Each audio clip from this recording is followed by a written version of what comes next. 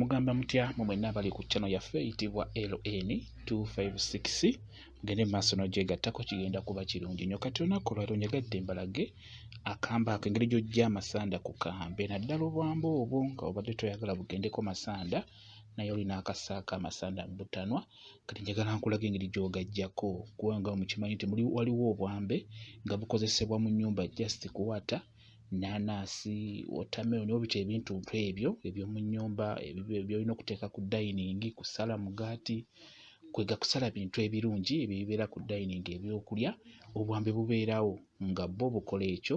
Kati singa obeera okataddeko amasanda oyagala okugaggyako, nkusaba ofumba amazzi gajje bulungi nga bw'olaba kuba jjukira buno bo obwambe wabaawo obwambe obw'enjawulo nga tojja kukateeka mu vvu.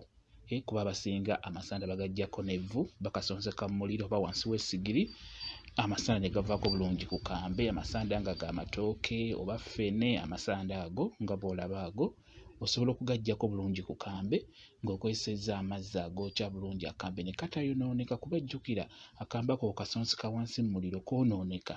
Ate ng'obwo obwambe bubeera bwa ku dining, bubeera busala ebyo ebintu eby'omu nnyumba ebibeera eby'okuliibwa nkweggamba kalina kubeera kayonjo nga kalabika bulungi nga bw'olabaako. Kakati fumba amazzi gajje bulungi. Amazzi we gamala okujja kateekemu, funa akagoye oba akantu tandika okubeera ng'okasiimulako amasanda.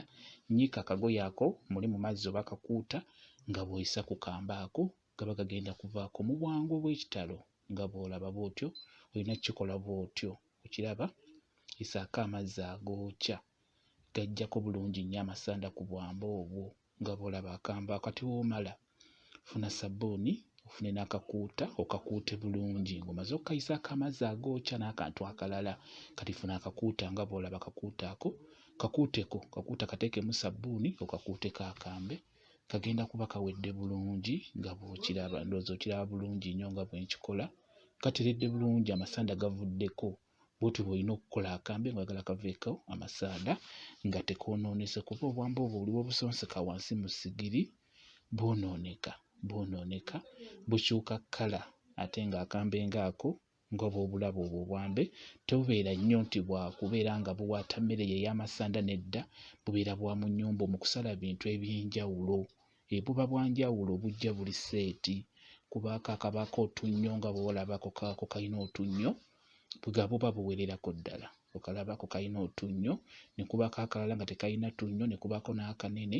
Kati obwambe ng'obwo osaanidde okuyiga engeri gy'oyinza obuggyako amasanda ng'obadde okasalisizza ebintu by'amasanda. Kuba obwambe bulungi nnyo mu kusala ng'enva ng'ezo, omugaati ng'ogwo, bulungi nnyo mu kukola emirimu bwe giti egyo. Kati nga bw'obulaba nga toyagala obwambe bwonooneke busigale nga bulabika bulungi, beera ng'okozesa amazzi agookya gagenda kuggyako bulungi nnyo amasanda ku bwambe obwo nga bw'okirabye. Ndowooza obulaba bwe butyo bwe bubeera bufaanana, bujja buli seeti. Bubeera n'akabokisi kaabwo mwe bulina okubeera nga bw'obulaba. Bwe kityo bwe kirimu. Ebale kubeera ku channel yaffe eyitibwa LN 256